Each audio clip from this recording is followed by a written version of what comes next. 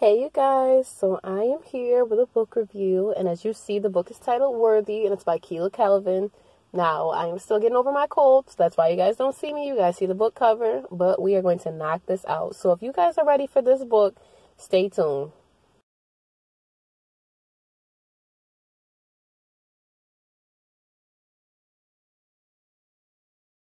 Alright, so I am going to get into the book review. Now, there are three, best friends in this book, right? And their names are, you have Belinda, you have Tanya, and you have my homegirl Cynthia, right? So, the thing that I noticed is that all of these friends, they have, their own relationships, or they have their own, little thing going on. Now, as far as Belinda goes, I kind of sort of was like, I was sad for her in the beginning because she had this, we gonna call him basically this boyfriend, because they done been together for about 10 years. This is their 10th year anniversary of them being together, but they're not married. And it's very clear that she wants to be married. She wants to get married, whatever. But it's like, her boyfriend Raymond is kind of ignoring the hell out of her about it. And it's just crazy because it's like, first of all, I can't be with nobody for 10 years asking them, can we get married? That personally, I just can't do it, because I feel like after 2-3 years, I'm like, you know what, maybe, you just don't want to be with me. You don't want to marry me. So I'm not going to stick around and wait. But Belinda, on the other hand, she had prepared the table. She did all this nice, stuff for him, and had bought him a gift and all this other stuff. And, when Raymond comes home from work, he pretty much literally and directly asks her, did you expect me to pull an engagement ring out of my ass and propose to you? And it's clear, too, that, Belinda's a little, sensitive about her weight and stuff, and that plays a big role on why she feels like she needs to stick with Raymond. But once I'm trying not to get too much away. Raymond gets beside himself, and he decides that he gonna start being even more abusive and aggressive than usual. So I felt real bad for her, and I'm really hoping, in the beginning, I'm like, okay, I hope she turns her life around. I really hope things change, because I just didn't understand. I wasn't understanding. Now, the friend Cynthia seems like a very, to me, off rip from the beginning. I felt like Cynthia was real, I don't know how to explain. I felt like she was like a female boss, just like a woman that was just extremely successful.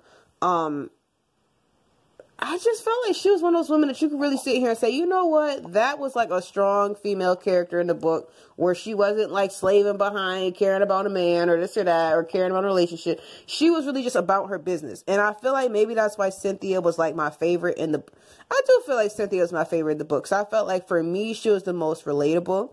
But Cynthia, it starts off with Cynthia having this basically, a temp comes in. So it's from a temp agency. A temp comes in, and they're supposed to be an assistant for her. So the temp's name is Tangela, right? And I kept messing up, and getting confused at first between Tangela and Tanya. I don't know why, but I think it was just because the name started off with the same 3 letters. I was getting confused at first, but it's really not that confusing. So Cynthia decides, basically, although Tanya, I done started already. Tangela actually, her resume shows that she's extremely educated. She has a good background. She has a lot of experience in different fields. So Cynthia even asks her, why are you even interested in this position? Why do you even want to do this? You could definitely be making more money doing this or that. And basically, Tangela kind of gave her a long rundown story of oh, well, I done fell on hard times, or this or that done happened. So Cynthia decides to hire her on the spot. Now, what is interesting about them is it's hard to tell at first, are they flirting with each other? Or are they just being friendly, whatever?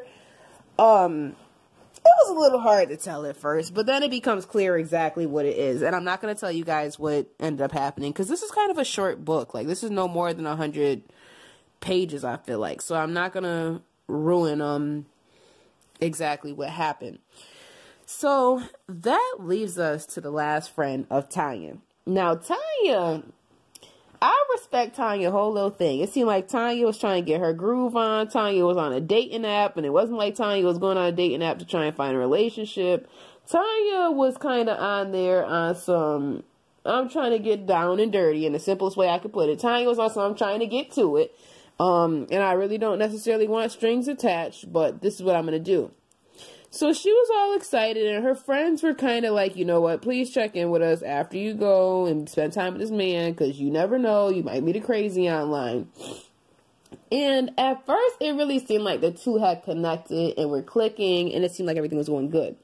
Now, it hits a point where you realize the next morning that things are not exactly how they appeared the night before. I'm not going to give it away what happens, but as far as Tanya's story goes, at first, it's extremely disheartening. And I felt bad, too, because I kept wanting her to just tell her friends, like, what was going on with her and what she was going through. Because I felt like nobody should have to go through what she was going through alone. Like, the situation she went through with the guy, his name was Camille. I should have said that in the beginning, but his name was Camille. The situation that she went through with him was kind of so, like, aggressively traumatizing to me that I would have felt like I needed a support system. But I think a part of the reason why she didn't say something too, I don't know if it was, I think it was kind of out of embarrassment to an extent. But as you read the book, I really hope that people going forward, they don't feel as embarrassed when they find themselves in certain situations, because I think she could have really benefited from having a support system there. And it's clear that the girls all come from different walks of life, but I still would have liked for her to have just been upfront and honest with her friends and tell her friends, look, this is what I'm going through, because I think it really delayed the process of her healing, her not saying anything. As far as healing goes with Belinda, too, Belinda, I was actually happy for her. Now, she drove me crazy for a second, because as far as Raymond goes, she did realize, you know what, maybe it's time to move on. Now, when she first gained an interest in someone else, it was like she kind of kept down-talking herself. Like, if you guys have ever seen that movie, Why Do I Get Married? And when, I want to say it was Jill Scott was talking to the guy after she left her husband alone for cheating and this and that, how she would down-talk herself and be like, oh, I don't know why you want me because I'm big and this and that, like, and no one will be attracted to me. Like, I did like that he was correcting her, like, not in the movie anymore, I'm talking about the book at this point, but I do like that he was correcting her and telling her, like, there's nothing wrong with you, like, I'm attracted to you. And at one point, they run into his, like, ex-girlfriend together, and he even, like, says, like, he didn't want her comparing herself to, like, his past or women that she felt like he should be or would be attracted to. And at one point, I kind of got annoyed, too, because I'm like, girl, stop down-talking yourself. Like, he know you big. He saw you when he first, like, decided he wanted to talk to you. He knew you was big, so you ain't got to sit here and keep asking somebody, like, why do they want to deal with somebody your size? Because, girl, he knew you was big. So, as far as this book went, I really did enjoy it. It was not long. I'm about to look now and see exactly how many pages this book was. So my, what do you call it? The Kindle is saying that it was 87 pages. So it says that it took me, it says an hour and 59 minutes, but it did take me a few days to read it because I was doing things in between. So it is typically a quick read. I just, again, was busy with work and stuff and with all the holidays. So if I were to give this book a star rating, I would definitely give this book a 5 stars for the simple fact of I really didn't have much that I could say wrong about it. I liked the character growth and the character development. I was most impressed with Belinda. Like I said, she grew a lot. As far as the character goes, from the beginning of the book, how she started off and what she was dealing with, to her kind of gaining strength and more security in herself and more, what do you call it? Confidence. That's the word I'm looking for. I'm sorry. She gains like more confidence in herself. So I was excited for her on that too. Cynthia's situation, that one had me on my damn jaw dropped when I realized what things really were, my jaw dropped. So the book definitely has some page turner situations in it. So that's all I can think of to say about the book. You guys go ahead and check the author out. I'm going to leave all of her information down below, her bio that you can also find on Amazon as well when you look her up. So that's all I have to say, and I'll see you guys on the next review.